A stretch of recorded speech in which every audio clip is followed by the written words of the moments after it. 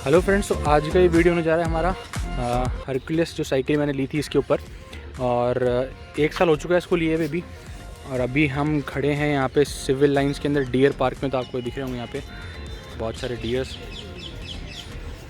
तो अभी इसकी बात करते हैं 1 साल में क्या क्या मुझे इसके प्रोज लगे, क्या कॉन्स लगे, क्या अच्छा है साइकिल के अंदर और क्या जो है बिल्कुल ही बेकार है। तो ये पहले बताता हूँ, साइकिल है हरक्यूलिस की टॉप गियर जो कि आपको दिख रहा होगा। A29 और R1 और है जो कि यहाँ पे लिखा हुआ है A29 R1 साइकिल है ये। और ये मैंने ऑनलाइन खरीदी थी। इसकी रेट जो मुझे पड़ी थी वो पड़ी थी 11,500 ऐसे कुछ लमसम पड़ी थी, मुझे एग्जैक्टली याद नहीं। इसका वीडियो मैं लिंक डिस्क्रिप्शन में डाल दूँगा आपको, जो जब मैंने खरीदी इसका अनबॉक्सिंग वगैरह उसका वीडियो। तो बात करते हैं पहले इसकी रेट वगैरह की, मुझे इतनी सस्ती कैसे पड़ी और ये सब चीज़ें, और क्यों मैंने साइकिल को ख़रीदा। तो हालांकि बता चुका हूँ इन चीज़ों को, बट क्योंकि ये वीडियो 1 साल बाद वाला होने वाला है, प्रोज एंड कॉन्स वाला वीडियो होने वाला है, तो इस वजह से मैं इसके अंदर वापस इंक्लूड कर देता हूँ। तो एक तो रेट बहुत कम थी इसकी, बैंक ऑफर लगाने के बाद में कुछ चीज़ें मैंने ऐड करी, जैसे फेंडर वगैरह मैंने अलग से खरीदे, इनकी प्राइसिंग अलग से रहेगी। स्टैंड मुझे पहले से मिला था इसके अंदर, बॉटल होल्डर अलग से लगाया है, एक मैंने माउंट आगे लगाया था वो भी हटा दिया है अभी, मोबाइल माउंट। एक सीट कवर वगैरह मैंने लिए, मैं लाइट वगैरह अलग से लिए, बाकी सब स्टॉक है, कुछ अलग से नहीं है। इसके अंदर हमको देखने को मिल जाते हैं शिमानो के गियर्स, जो कि आपने को पता ही कहाँ पे लगे होते हैं। और शिमानो के टर्नीज़ हैं इसके अंदर। तो टर्नी जो उसका मॉडल नेम होता है वो आपको दिखा भी देता हूँ। साथ ही में डुअल डिस्क है, फ्रंट में भी और रियर में, दोनों तरफ डिस्क है। तो पहले गियर देख लो आप, शिमानो के हैं, ओरिजिनल गियर्स हैं, क्योंकि मुझे गियर में अभी तक कोई दिक्कत आई नहीं। तो लोकल होते तो मे भी प्रॉब्लम आ जाती मुझे। और टर्नीज इसमें यहाँ तो लिखा नहीं हुआ, यहाँ पर कुछ और चीज़ें लिखी हुई हैं। ये गार्ड भी साथ में आ जाता है जो कि अब गियर को सेव करता है, ये पहले से मिल जाता है मैंने उसके अंदर। ये लिखा हुआ है टर्नी, यहाँ पे आप देखो, तो यहाँ पे आपको लिखा हुआ है ये टर्नी, शिमानो टर्नी। तो गियर है वो ब्रांडेड है इसके अंदर। डिस्क की बात कर रहा था, तो एक रियर में डिस्क ये है, फ्रंट के अंदर यहाँ मिल जाती है हमको डिस्क। तो डिस्क भी अपने को मिल जाती है इस मॉडल के अंदर। अगर बात करते हैं सेम साइकिल, तो अगर अपन इसके अंदर भी टोटल 3 मॉडल्स आते हैं, 26, 27.5 और 29। तो ये अपनी रिम साइज़ होती है। तो ये सबसे बड़ी साइकिल है, इसकी साइज़ जो है 29 इंचेस की है। अगर सेम कॉन्फ़िगरेशन में किसी और कंपनी की बात करते हैं तो अपने को रेट पड़ती है कम से कम भी नहीं तो 20+, 22+। अगर आप डिकैथलॉन वगैरह में देखोगे सेम कॉन्फ़िगरेशन के अंदर, लोकल ये नहीं बोल रहा, लोकल गियर्स वगैरह ये चीज़ नहीं बोल रहा मैं, ब्रांडेड लोगे तो आपको इतने रुपए की पड़ेगी 22,000 से नीचे की आपको पड़ेगी नहीं कहीं पे भी। ये लोकल मार्केट में आपको सस्ती मिल जाएंगी, बट वो ये कि ब्रांड नहीं होगा। अब बात करते हैं, क्योंकि हरक्यूलिस की है ब्रांड और फ्रेम वगैरह मतलब पूरा क्योंकि कंपनी ने बनाया, ऑब्वियस चीज़ है कि हरक्यूलिस से खुद के गियर्स नहीं होंगे, वो अलग अलग कंपनी से लेते हैं। तो बात करते हैं, क्योंकि कंपनी है तो एक मन में विश्वास रहता है कि यार अपने को चीज़ ओरिजिनल मिली है, ऐसी कोई दिक्कत वगैरह इसमें आएगी नहीं जल्दी। हालांकि मुझे कुछ दिक्कत है, मैं इस वीडियो में बताने वाला हूँ। तो पहले अपन बात करें अच्छी चीज़ों की, तो अच्छी चीज़ों में सबसे पहली चीज़ तो होगी वैल्यू फॉर मनी है। क्योंकि इस रेंज के अंदर, इस रेट के अंदर ये ऐसी कोई भी साइकिल ना मैंने सुनी ना मैंने देखी। इवन आफ्टर मार्केट में भी लोकल भी मैंने अगर देखी इस साइज़ के अंदर मुझे नहीं मिली 29 के साथ में। मैं आपको 20 के, बहुत लोगों को डाउट रहता है कि 29 इंचेस है क्या, तो इसमें एक जगह लिखा भी हुआ है, मैं दिखा देता हूँ आपको। आप देखोगे शॉकर के पीछे लिखा हुआ है 29 इंचेस। तो 29 इंचेस जो साइज़ है वो अपने टायर की साइज़ है, और इस साइज़ के अकॉर्डिंगली ही अपने को जो शॉकर मिलता है, इसलिए शॉकर के ऊपर 29 इंचेस लिखा हुआ है। अब क्योंकि मेरी जो हाइट है वो 6 फीट है, तो मैंने बड़ी साइकिल लेने की वजह आप समझोगे, हाइट की वजह से मैंने बड़ी साइकिल ली है। और बड़ी साइकिल अगर आपको देखनी है तो आप 2 चीज़ों से पता कर सकते हो। पहली चीज़ तो अपनी टायर की जो रिम साइज़ होती है उसको, सेकंड चीज़ अपनी फ्रेम की। तो फ्रेम की साइज़ एक्जैक्टली मुझे पता नहीं है, मैं लिंक डिस्क्रिप्शन में डाल दूँगा, आप जाके चेक कर सकते हो कितनी साइज़ है। सीट मैंने इसकी हल्की ऊँची कर रखी है। तो वैल्यू फॉर मनी हो गई। फ्रंट में शॉकर्स मिल जाते हैं अपने को साइकिल के अंदर, जो कि MTV मिलते हैं ही। तो ये स्प्रिंग टाइप शॉकर्स हैं, ये छोटे मोटे जो भी आपके खड्डे वगैरह होते हैं उनको अब्जॉर्ब कर लेते हैं, ज़्यादा दिक्कत आपको आती नहीं ऊपर तक। प्लस अगर टायर आप देखेंगे तो टायर इसके अपने को ऑफ रोडिंग वाले मिलते हैं, नॉर्मल जो एक तरीके से बोल सकते हैं अपन रोड वाले टायर नहीं है, मतलब हाइब्रिड साइकिल नहीं है, MTV मिलती है प्रॉपर आपको, जो कि बेनिफिशियल है। और क्योंकि ब्रेकिंग मेनली अपनी साइकिल के अंदर देखा जाए तो मैंने क्या कहा, 3-4 चीज़ें होती हैं। एक तो गियर्स आपके अच्छे होने चाहिए, गियर अगर ख़राब हो गए आपकी गियर साइकिल में तो आपको खर्चा परेशानी होना पड़ेगा। सेकंड, ब्रेक्स अच्छे होने चाहिए, ब्रेक के लिए डिस्क दिए हुए हैं, डिस्क ब्रेक्स, तो भी अपने को बेटर चीज़ मिल जाती है। उसके बाद में अपने को हाइट के हिसाब से भी अच्छी साइकिल मिल रही है। अभी कैमरा एंगल भी मैंने वाइड एंगल कर रखा है, तो उसके अंदर आपको प्रॉपरली दिख रहा नहीं होगा कि साइकिल लग रहा होगी छोटी लग रही होगी, बट है नहीं एक्चुअल में साइकिल छोटी। प्लस इसका अगर कलर की बात करते हैं तो कलर इसको मुझे 1 साल हो गया लिए हुए, अभी तक इसका कलर जो है फेड नहीं हुआ है। मैं इसको क्लीन करता रहता हूँ। कुछ जगह हैं जैसे यहाँ पर ही गंदा हो गया, बट ये दिखता भी नहीं है, कलर उतना का उतना ही है। शाइनिंग की बात करते हैं तो और प्लस ये मैट के अंदर है तो दिखने में मैट कलर और भी अच्छा लगता है शाइनी से। और ऐसा कलर आपको मार्केट में मिलता भी नहीं है, ऐसा कलर ही मैंने कई साइकिल्स देखी, बट ये वाला कलर जो है ना, ये येलोइश प्लस ग्रीनिश का जो एक कॉम्बिनेशन है ना, बहुत अच्छा लगता है। प्लस ये ग्राफिक्स जो अपने टायर पे मिल जाते हैं अपने को, क्योंकि गाड़ी अभी साइकिल अभी गंदी हो रखी है, क्योंकि मैंने बड़े दिन से धोई भी नहीं है, और प्लस 2-3 दिन से अभी राइड जो कर रहा हूँ बारिश में कर रहा हूँ। अभी आप देखोगे तो जयपुर में बारिश हुई है, सुबह भी संडे राइड की थी मैंने जयपुर में अपने दोस्तों के साथ में। तो कुछ ये जो चीज़ें मैंने आपको बताई, ये इसके प्रोज थे अभी तक कि मुझे जो भी लगा है साइकिल के अंदर की आज तक कोई दिक्कत, मतलब दिक्कत क्या है वो मैं इंक्लूड कर लूँगा। बाकी ऐसा कुछ नहीं है साइकिल में। प्राइस रेंज को अगर कम देखते हैं हम कि यार ये चीज़ ने कॉस्ट कटिंग में करके ख़राब दे दी या ऐसा कुछ कर लिया, मुझे ऐसी कोई मेजर दिक्कत आई नहीं, क्योंकि मेन जो मैं मानता हूँ ना, ये सिर्फ ब्रेक्स को और अपने गियर्स को मानता हूँ, क्योंकि ये चीज़ें होना बहुत इंपॉर्टेंट होता है। और उसके अलावा भी चीज़ें होती हैं, बट मेन जो इंपॉर्टेंट चीज़ होगी वही होगी। उसके बाद में व्हील्स की बात करते हैं तो यहाँ पे अपने स्टिकरिंग मैंने बताई थी आपको, स्टिकर्स वगैरह मिले, तो ये मिलते भी नहीं स्टिकर्स वगैरह, बहुत साइकिल में आपको अलग से लगवाने पड़ते हैं। तो इसमें पहले से लगे हुए थे, आपको नज़र से दिखा देता हूँ। हालांकि चमक रहे हैं नहीं, इस पर हरक्यूलिस की ब्रांडिंग की हुई है। प्लस ये जो कलर है ये मैच कर रहा है अपने साइकिल कलर से, तो जो चलती इसमें साइकिल बहुत ही अच्छी लगती है। इसमें आप देख के ये चीज़ नहीं बोल सकते आपने बाहर से काम करवाया ऐसा कुछ करवाया, क्योंकि ओरिजिनल है तो ओरिजिनल लगता ही लगता है। अब बात करते हैं छोटी मोटी जो दिक्कतें हैं, मेजर दिक्कतों से मैं स्टार्ट करता हूँ। तो बहुत सारे लोगों को लग रहा था कि कुछ लोगों ने वैसे पूछा इंस्टाग्राम पे आके कि आपने साइकिल ली है उसके ऊपर कोई दिक्कत वगैरह आ रही है क्या। तो देखो फ्रेम के अंदर कुछ लोगों को दिक्कत आई है, बट मुझे फ्रेम के अंदर कोई इशू नहीं है। फ्रेम मेरी बिल्कुल कहीं से भी ऐसा नहीं कहीं टूट गई हो या फिर कहीं पे भी रस्टिंग वगैरह आ रखी हो, ऐसा कुछ भी नहीं है। जहाँ तक ये पेंट हो रखा है वहाँ तक कोई भी रस्टिंग और कुछ भी चीज़ नहीं है। अब रस्टिंग जो आई है वो आई है, जैसे इनमें देखोगे आप यहाँ पे इस जगह पे इसके अंदर रस्टिंग आ गई। ऐसे जो पार्ट है बोल्ट वगैरह वाले, इन जगहों पे रस्टिंग आ रखी है, जो मैंने देखा है कि बहुत सारी साइकिल्स में आ रखी है। एक जो ज़्यादा रस्टिंग आ रखी है वो यहाँ आ रखी है, आपको दिख रहा होगा इस जगह पे। मैं थोड़ा सा नज़दीक से दिखाता हूँ आपको। तो ये रस्टिंग आ रखी है, तो ये ऊपर नीचे करने की वजह से आ सकती है। और यहाँ पे आ रखी है तो ये आफ्टर मार्केट है, इनमें आ गई तो कुछ कर भी नहीं सकते अपन। बाकी most of the part cycle के अंदर कहीं रस्टिंग वगैरह नहीं आई है, तो फ्रेम बिल्कुल इंटैक्ट है मतलब मेरी। सेकेंडली क्योंकि मैंने साइकिल चलाता हूँ, आपको पता होगा जो लोग मुझे फॉलो करते हैं, तो मैं चीज़ों को मेंटेन करता रहता हूँ। तो इस वजह से जो दिक्कतें छोटी मोटी आती है मैं खुद को रिजॉल्व कर लिया मैंने, और कर भी लेता हूँ। जैसे कि मुझे शॉकर के अंदर आई थी, शॉकर क्या जाम होने लग गए थे, ये भी बहुत नॉर्मल है। अगर आप साइकिल खुद के ऑन करते हैं तो आपको पता होगा शॉकर जो आगे वाले जाम हो जाते हैं। तो इसके अंदर ही मैंने अभी कुछ टाइम पहले ऑयलिंग वगैरह की। इसके आपको दिख रहा होगा यहाँ पे बहुत ज़्यादा डर्ट वगैरह होगी, जाम होने लग गए थे बिल्कुल। तो मैंने बहुत ज़्यादा ऑयलिंग की ताकि एक बार फ्रीली और कुछ भी कचरा वगैरह वो बाहर आ जाए, डर्ट वगैरह।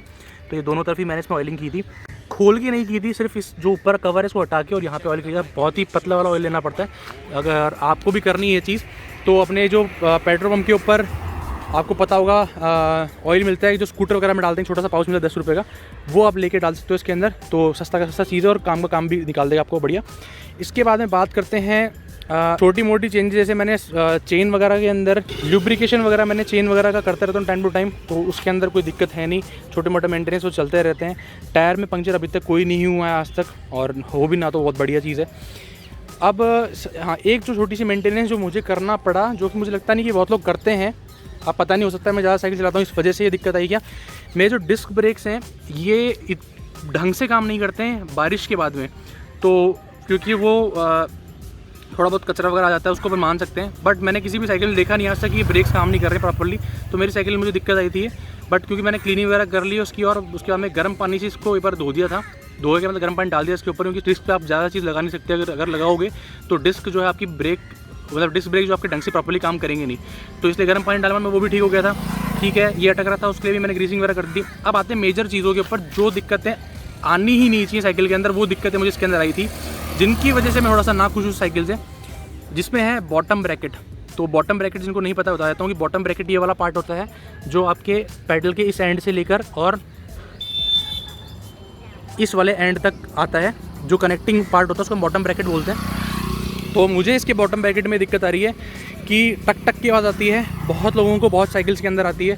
बट क्योंकि ये प्रीमियम साइकिल है और मुझे लग रहा था कि ऐसी चीज़ें दिक्कतें आती नहीं है, और मैंने बहुत लोगों की साइकिल देखी उनमें भी दिक्कत आ रही नहीं, इवन लोकल साइकिल्स में भी दिक्कत नहीं आती।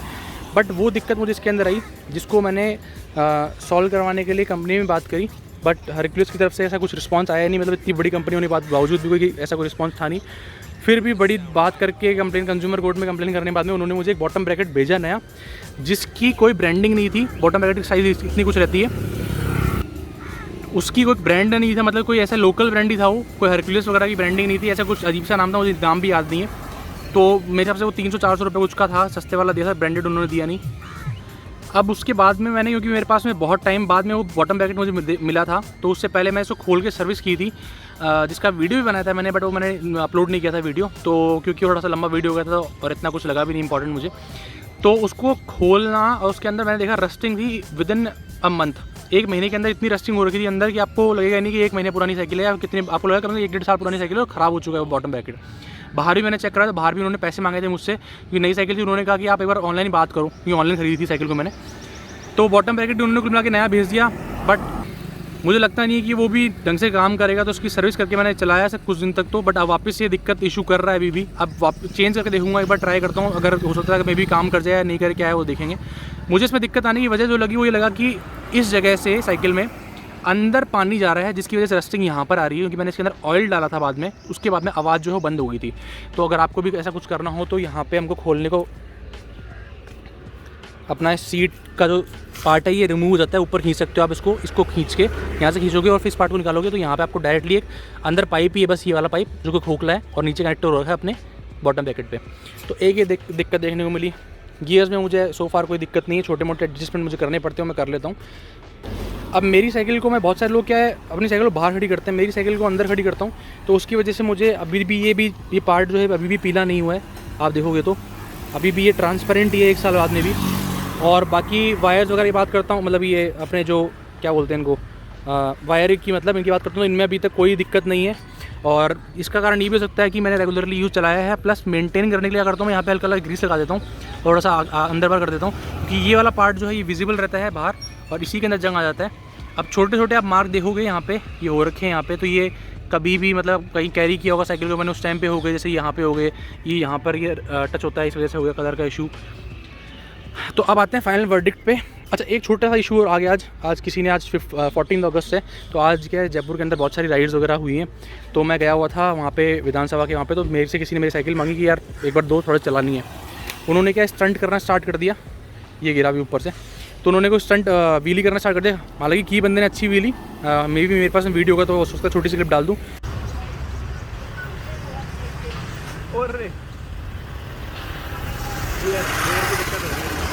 पर उसके बाद से एक दिक्कत आ गई, मैं आपको दिखाता हूँ, अगर आपको इसमें पकड़ में आती है तो।